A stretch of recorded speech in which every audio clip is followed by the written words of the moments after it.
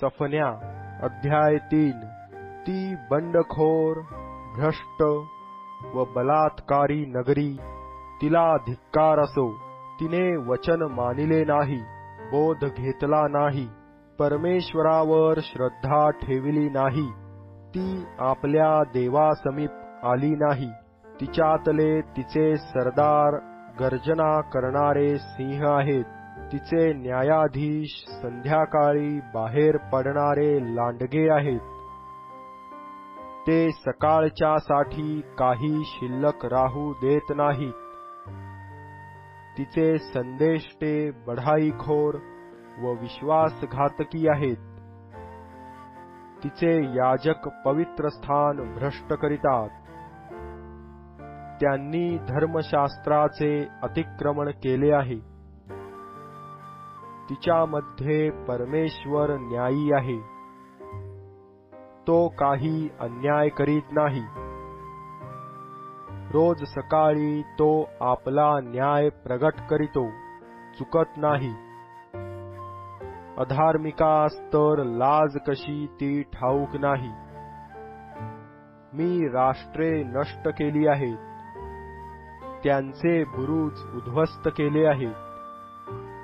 मी त्यांचे रस्ते उजाड केले आहेत, त्यांनी कोणी जात येत नाही।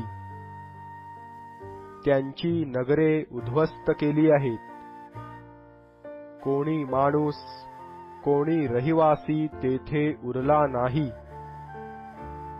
मी म्हणालो, तिने माझे भय मात्र धरावे, बोध घ्यावा, म्हणजे तिच्या संबंधाने मी जे काही ठरविले आहे तदनुसार तिची वस्ती नष्ट होणार नाही।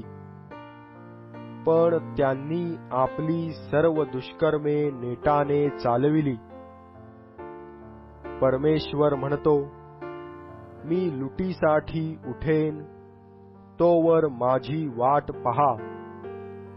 कारण राष्ट्रे एकत्र जमवावी, राज्ये एकत्र मिळवावी, त्यावर माझा क्रोध, माझा सर्व संतप्त क्रोध पाडावा, हा माझा निश्चय आहे।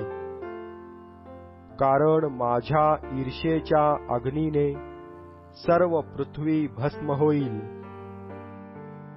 मी राष्ट्रास शुद्ध वाणी देईन व परमेश्वराची सेवा घडावी, म्हणून ते सर्व त्याच्या नामाचा धावा एकचित्ताने करीतील। कुशाच्या नद्या पलीकडून ते माझ्या उपासकास आणीतील।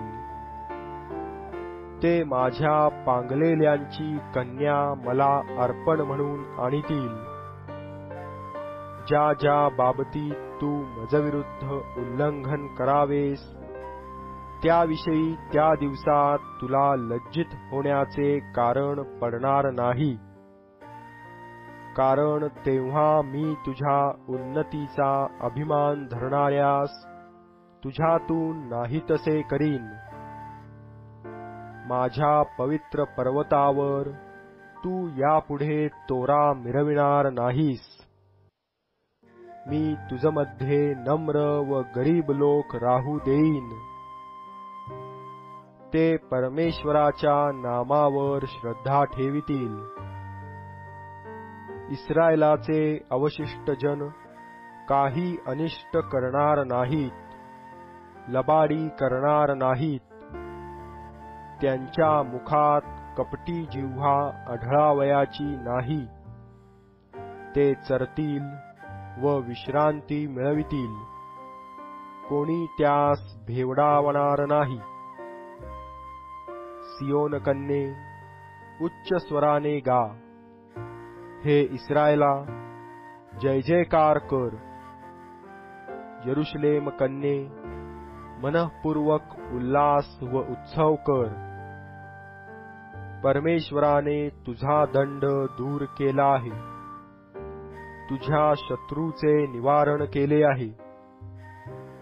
इस्रायलाचा राजा परमेश्वर तुझमध्ये आहे। तुला पुन्हा अरिष्टाची भीती प्राप्त होणार नाही. त्या दिवशी यरुशलेमेस म्हणतील, हे सियोने, भिवू नको, तुझे हात गळू देऊ नको. परमेश्वर तुझा देव सहाय्य करणाऱ्या वीरासारखा तुझ्या ठायी आहे.